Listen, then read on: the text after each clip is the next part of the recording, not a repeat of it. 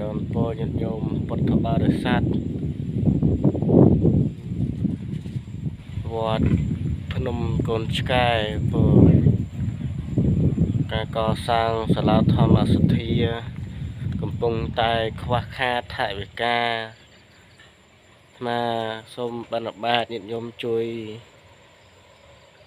តាមកម្លាំងសទ្ធាច្រិតឡាព្រោះថាអត់បច្ច័យធ្វើបន្តឥឡូវនេះគឺដែកអីហ្នឹងពុកអស់ហើយញាតិញោមពុទ្ធបរិស័ទឈើអីហ្នឹងព្រោះថាអត់បច្ច័យហ្នឹងធ្វើបន្តខ្វះខាតណាស់វត្តអតិខិតនៅក្នុងព្រៃអញ្ចឹងទៅញាតិញោមពុទ្ធបរិស័ទជួយតាមកម្លាំងសទ្ធាច្រិតឡាជួយ share ជួយ like បន្តក្រែងលោមានញាតិញោមពុទ្ធបរិស័ទមានសទ្ធាចិត្តឡាជួយ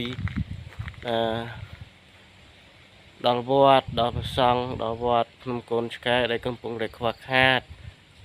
ដែកអីហ្នឹងពុកអស់ហើយញាតិញោមពុទ្ធបរិស័ទអញ្ចឹងទេញាតិញោមបើជួយ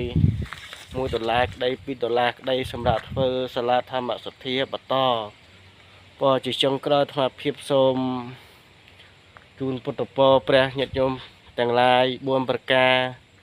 គឺអាយុវណ្ណៈសុខៈពលៈញាតិញោមព